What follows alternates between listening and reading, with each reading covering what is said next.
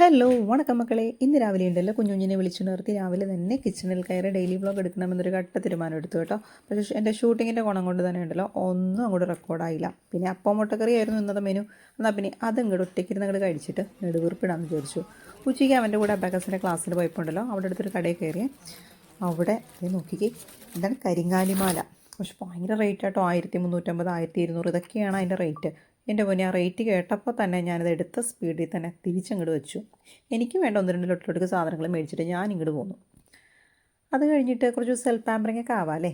അവനെ പോയി ക്ലാസ്സിൽ നിന്ന് വിളിച്ചുകൊണ്ട് വന്നിട്ട് ഞങ്ങളങ്ങനെ തല്ലി കിട്ടിയെന്ന് കേട്ടോ ഞാൻ ചോദിക്കുന്നത്. തല്ലി കിട്ടിയില്ല എന്ന് പറഞ്ഞു. അവന് കിട്ടിയൊരു മിഠായിയും കൊണ്ടുവന്ന് എനിക്ക് തന്നു. അവനെൻ്റെ വായ അടപ്പിക്കുകയും ചെയ്തു.